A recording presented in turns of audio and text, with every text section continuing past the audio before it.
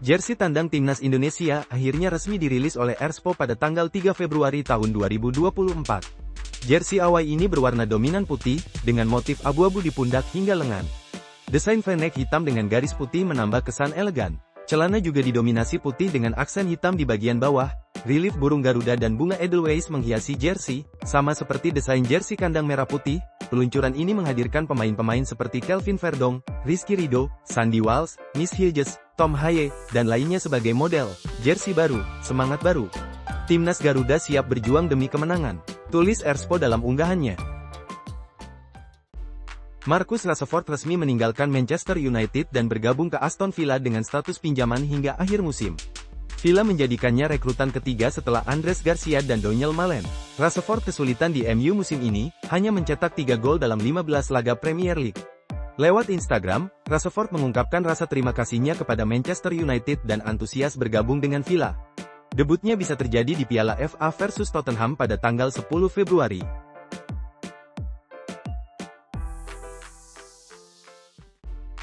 Manchester United kembali menelan kekalahan, Setan Merah tumbang 0-2 dari Crystal Palace di Old Trafford. Philippe Mateta menjadi mimpi buruk United, mencetak 2 gol dan membuat mereka turun ke peringkat 13 klasemen Premier League. Namun, United harus segera bangkit. Mereka akan kembali bertanding di FA Cup melawan Leicester City di Old Trafford pada tanggal 8 Februari. Leicester memang berada di peringkat 18 Premier League, tapi jangan anggap remeh, tim asuhan Ruud van Nistelrooy bisa saja membuat kejutan seperti Crystal Palace.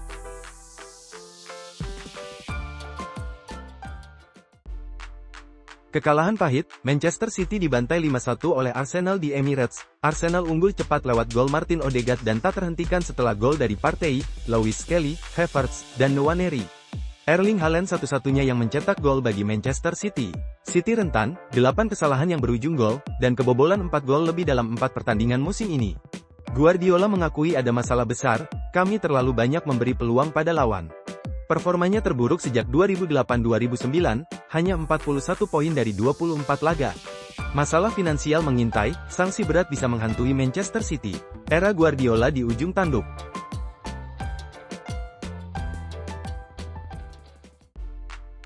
Eksperimen besar dari Ruben Amorim, saat Manchester United menghadapi Crystal Palace, Kobbie Mainoo dimainkan di posisi false nine untuk pertama kalinya.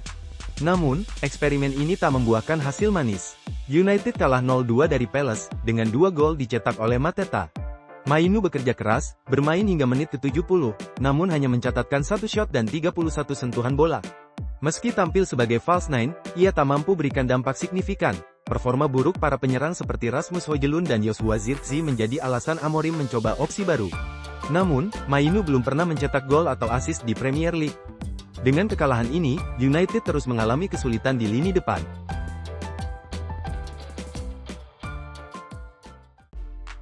Marcus Rashford resmi pindah ke Aston Villa pada bursa transfer paruh musim 2024-2025. Keputusan ini mengejutkan, mengingat MU minim gol, sementara Villa lebih produktif.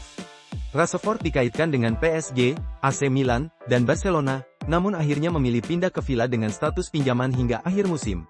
MU hanya mencetak 28 gol dari 24 laga, sementara Villa sudah mencetak 34 gol, lebih banyak dari Setan Merah.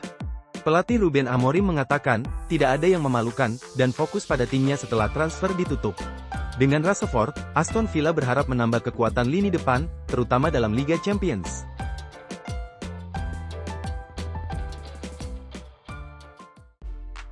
Pada hari terakhir bursa transfer paruh musim 2024-2025, Mario Balotelli berpotensi pindah ke Venezia setelah statusnya tanpa klub.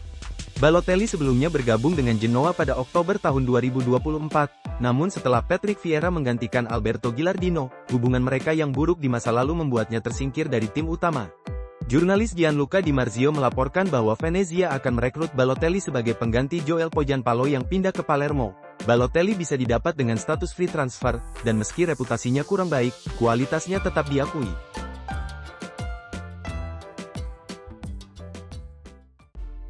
Kyle Walker akhirnya melakukan debutnya bersama AC Milan dalam laga penuh gengsi, Derby della Madonnina melawan Inter Milan di San Siro. Milan sempat unggul lewat gol Tijani Reinders di babak pertama, namun Inter menyamakan kedudukan di menit akhir melalui gol Stefan De Vrij. Walker, yang baru bergabung dari Manchester City pada Januari lalu, tampil solid di lini pertahanan. Meskipun ada kesalahan kecil dalam gol penyeimbang Inter, Walker menunjukkan ketenangan dan kekuatan fisik sepanjang laga. Saya merasa terhormat debut di Milan. Frustrasi karena tak menang, tapi saya yakin kami akan raih hasil lebih baik ke depannya, ucap Walker. Dengan performa solid ini, Walker berpotensi jadi pemain kunci Milan musim ini, mengisi posisi bek kanan yang kini kosong setelah cedera Emerson Royal.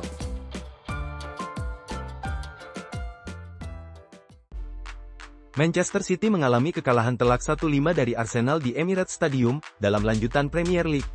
Bek City, John Stones mengungkapkan perasaan tim pasca kekalahan ini. Harga diri kami terluka, 30 menit terakhir itu tidak bisa diterima. Stones mengakui performa City sangat buruk dan meminta maaf kepada para fans. Stones memberi kredit pada permainan impresif Arsenal, namun City harus segera bangkit dari kekalahan memalukan ini.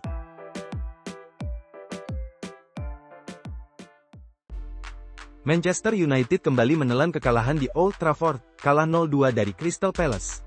Pelatih Ruben Amorim mengakui bahwa wajar jika fans merasa putus asa. Ini musim yang berat untuk mereka, tapi sepak bola bisa berubah kapan saja, kata Amorim.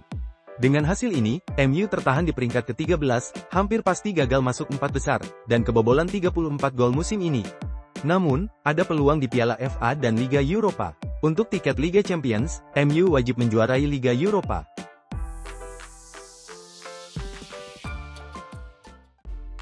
Sergio Ramos akhirnya punya klub baru.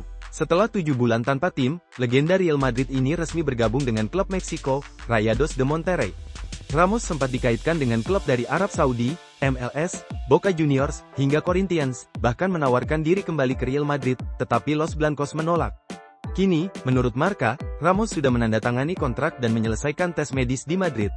Ia segera terbang ke Meksiko dan akan bermain di bawah asuhan Martin Demichelis. Meski usianya 38 tahun, Ramos masih tampil solid dan siap menghadapi tantangan baru di Liga Meksiko.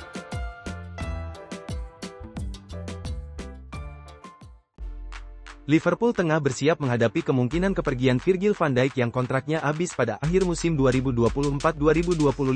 Sebagai langkah antisipasi, The Reds mengincar Murillo, bek berbakat dari Nottingham Forest. Nottingham Forest mematok harga 80 juta pounds, dan Liverpool harus bersaing dengan Arsenal, Real Madrid, dan PSG. Jika Van Dijk bertahan, Murillo bisa menjadi partnernya. Jika tidak, Murillo dan Konate bisa membentuk duet baru di lini belakang.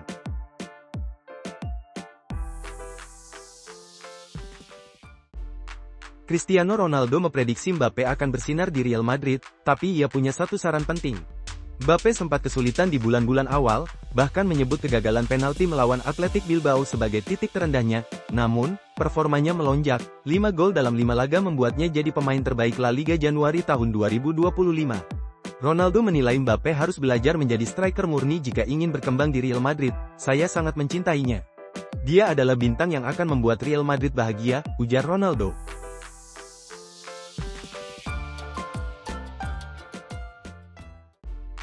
Kabar buruk untuk Manchester United, Mathys Tel resmi lebih dekat ke Tottenham.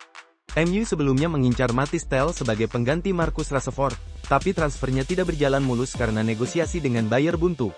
Di sisi lain Tottenham berhasil meyakinkan Tel untuk bergabung, mereka menjanjikan jam bermain reguler, dan akhirnya sang pemain memilih pindah ke London Utara. Menurut Fabrizio Romano, Tel akan bergabung dengan status pinjaman selama 6 bulan, tanpa opsi pembelian permanen. Tottenham pun menanggung penuh gajinya. Saat ini, Tel sedang dalam perjalanan ke Inggris untuk menyelesaikan kepindahannya ke Tottenham.